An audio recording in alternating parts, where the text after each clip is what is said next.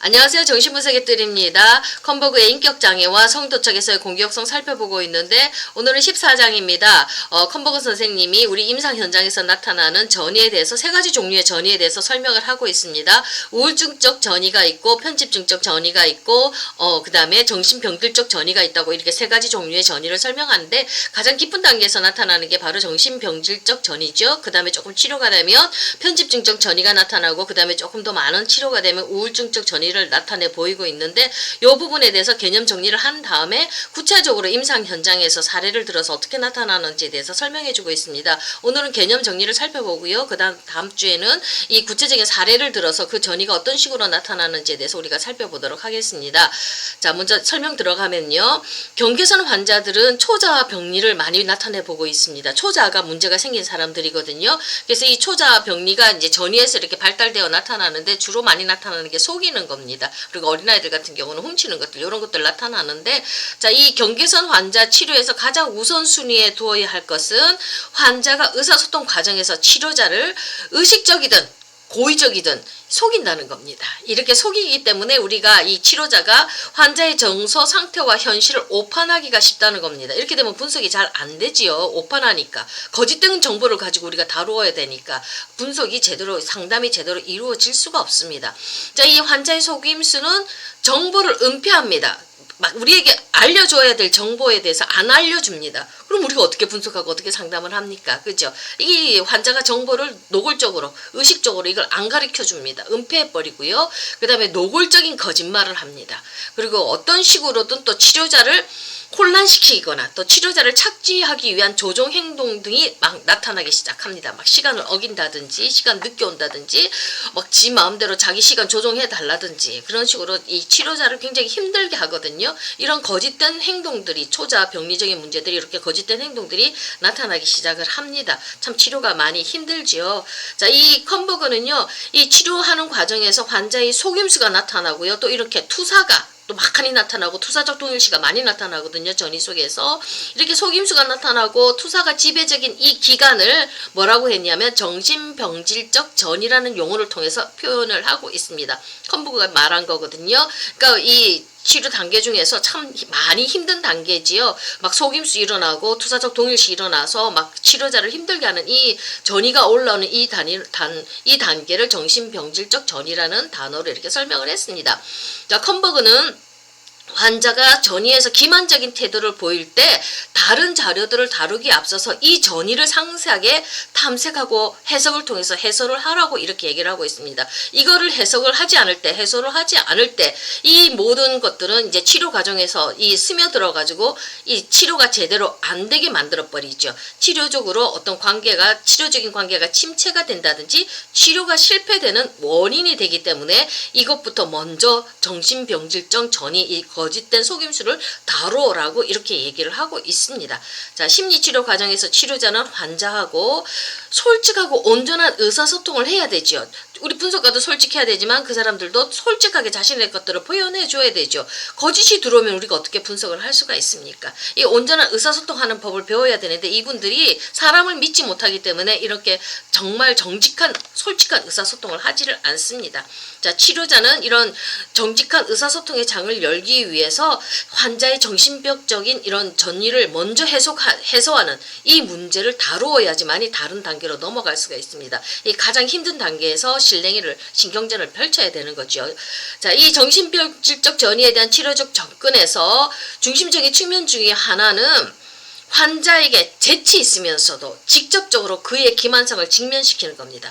자, 이게 재치가 들어가야 된다고 했습니다. 많은 경험이 쌓이고 노하우가 쌓인 상태에서 우리가 좀 재치가 나올 수가 있죠.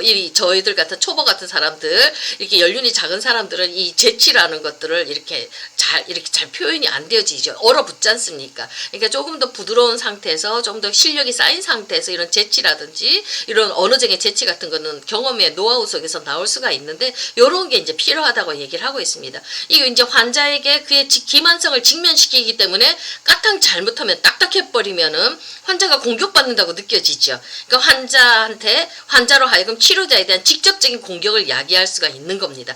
막 갑자기 나의 거짓된 모습을 직면시키는데 빨가벗겨지는 느낌이지 않습니까? 수치스럽잖아요. 그렇게 되면 당연히 치료자를 향해서 공격성이 나오기 시작을 하지요. 그러니까 이런 위험성이 도사리고 있으니까 좀 조심스럽게 재치 있게 이렇게 직면을 시켜야 된다는 거. 이거는 치료자마다 이렇게 기법적인 기술이 필요한 거지요. 이렇게 해라고 이렇게 설명을 하고 있습니다만 각자가 그 노하우는 터득해야 될 거로 생각이 됩니다.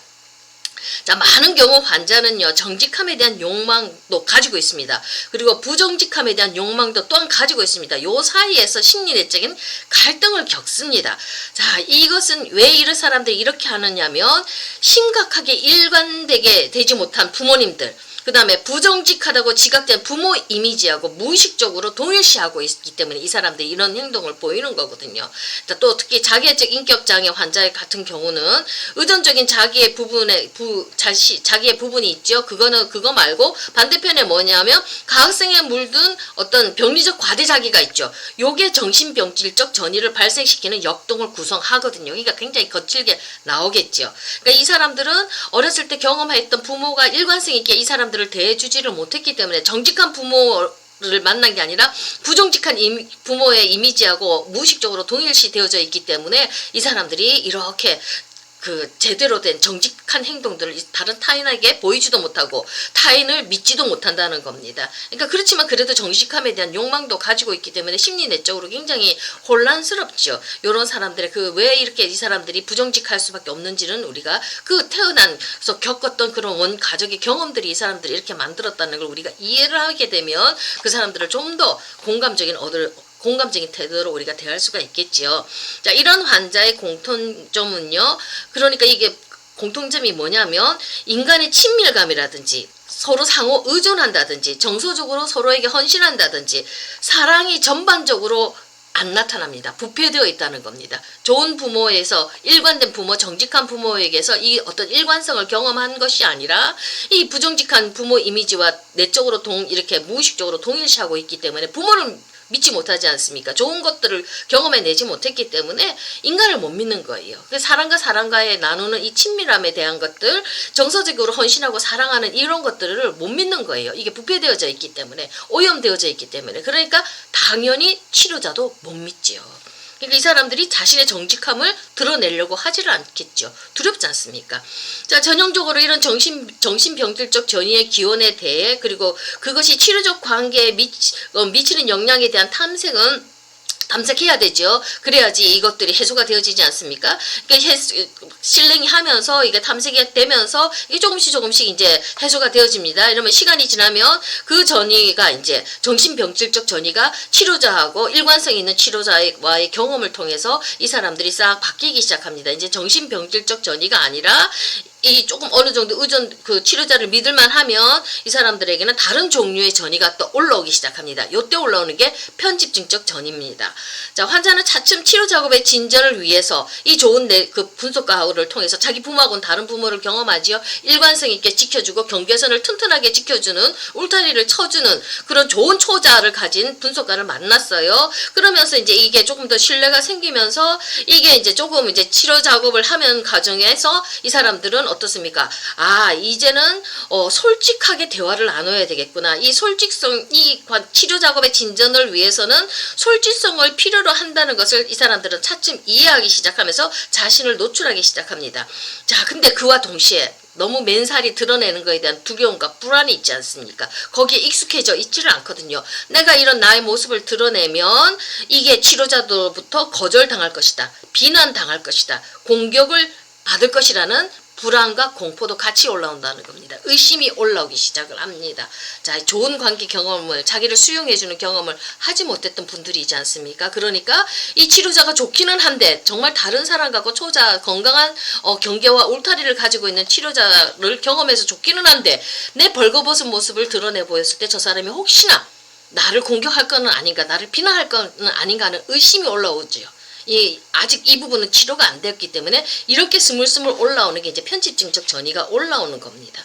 자, 이 사람들은 이 환자는 자신의 기만적인 측면을 치료자에게 투사하는 것을 통해서 이렇게 정신병질적 전이는 서서히 급작스럽게, 어떤 때는 서서히지만 어떤 때는 급작스럽게 편집증적 전이로 이렇게 바뀌는데, 자, 이 사람들이 이제 또다시 위험한 상황에 올라왔죠. 나를 물건 취급하는, 모든 사람들을 물건 취급하는 이런 분위기 속에서, 이렇게 물화시키는 분위기 속에서 이 사람들은 자라왔고, 또 사람들과의 관계 속에서 이 물화하는 것들로 이 사람들은 이렇게 자기의 인격을 형성해 왔기 때문에, 자, 이렇게 내가 이렇게 벌거벗으면 저 사람이 비난하면 어쩌지, 그러면서 서서히 이 사람도 또다시 치료자로부터 이 보호적 거리를 두지 않으면, 엄마 아빠가 나를 물건 취급하고 물화시켰는데 저 치료자도 또 나에게 그런 취급을 당할 거라는 그 의심이 들어와서 보호적 거리를 두려고 합니다.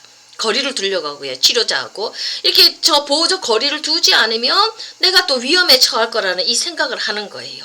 자, 이 거리 주고 도망가려고 하고 다시 치료가 침체되어져 가는 이 기간을 우리 분석가들은 잘 견뎌야 되겠죠. 이 사람이 왜 그렇게 되는지, 이 편집증적 전이가 나오는 그것들을 우리가 빨리 관찰해서, 객관적으로 관찰해서 우리가 여기에 대처할 수 있는 능력들을 우리가 발달시켜 나가고 개발시켜 나가야 되겠죠. 이렇게 치료가 잘 진행되어져 가다가 될만 하는데 갑자기 치료 관계가 이렇게 뚝 떨어져 버리는 거거든요. 이 편집증적 전이 의심 때문에 한 걸음 더 다가오지를 못하고, 내가 벌거벗으면 저 사람이 또 나를 공격할 것 같아서 이게 거리를 두는 겁니다.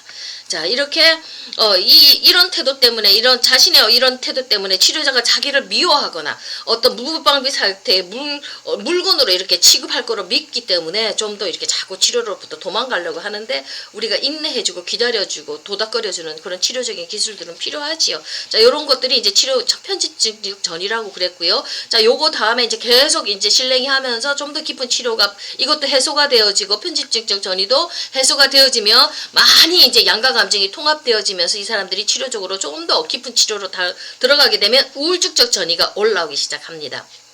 이 우울증적 전이는 뭐냐면, 환자가 전에는 인식하지 못하고 자신이 수용할 수 없었던 자신의 어떤 측면, 공격적인 측면이 있었죠.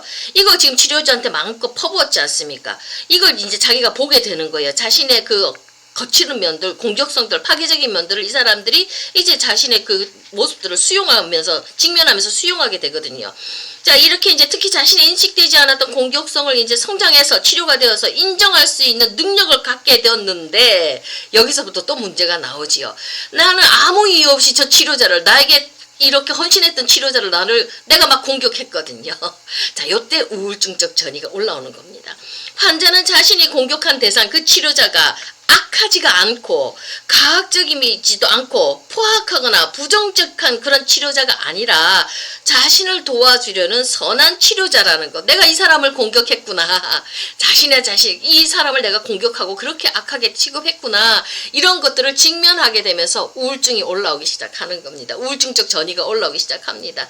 자, 이거는 바로 치료자에 대한 감사의 마음도 나오겠죠. 이럴 때 이제 상당한 수준의 통합이 이제 심리적으로 이루어지고 있다는 이 단어, 이 단계거든요. 이게 바로 우울증적 전이가 나타나는 사인이거든요.